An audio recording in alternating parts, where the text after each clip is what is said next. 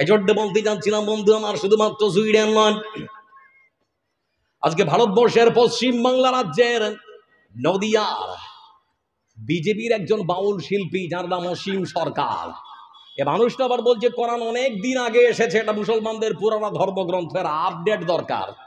Mobile যারা ব্যবহার করেন অনেক অ্যাপস আপডেট করতে হয়, তাই নাকি? অ্যাপগুলো আপডেট করতে হয় না, আপডেট করতে হয়। তো বলছে কোরআন অনেক দিন আগে এসেছে, এটাকে আপডেট করতে হবে। আচ্ছা, ওর বাপের ক্ষমতা আছে, একটা লাল কালি চালাতে পারবে? কথা বলতে পারবে কি? আমার বন্ধুরা, 1947 সালে ভারত দেশ স্বাধীন করলাম।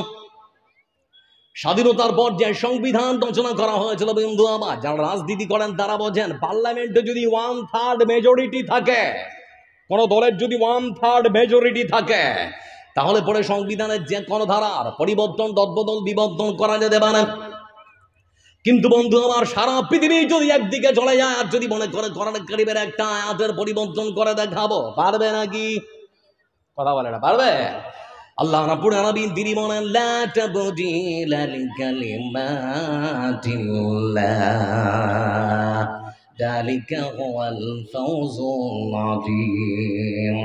আল্লাহ রাব্বুল আলামিন তিনি বলেন, বান্দা, এই পৃথিবীর বুকে কোন মানুষ যদি মনে করে কোরআন কারীমের রদবদল, পরিবর্তন, বিবর্তন করে দেখাবো, পৃথিবীর বুকে কোন মানুষ কখনো কোরআন কারীমের একটা আয়াত তো দূরের কথা, একটা অক্ষরের রদবদল, পরিবর্তন করতে পারে না।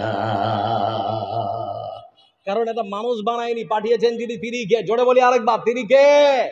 আল্লাহ। আমার বন্ধুরা, জন্য মহান সঞ্জা আল্লাহ রাব্বুল আলামিন তিনি বলেন,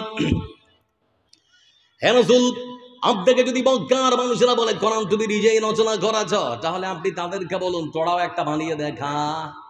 কোরআন কারীমের ভাষায় আল্লাহ রাব্বুল আলামিন তিনি বলেন, কুল্লাইনি জিতামাতিল ইনসু ওয়াল জিন্নু আলা আন ইয়াতু বিমিসলি হাযাল কুরআন।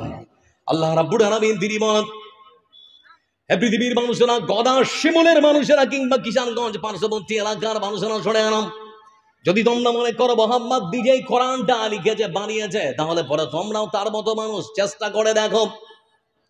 তোমরা যদি নিজেরা না পারো, তাহলে পরে তোমরা জিনদের সাহায্য নাও। তাম পৃথিবীর জিন আর মানুষ সব একত্রিত হয়, তোমরা চেষ্টা চালাও।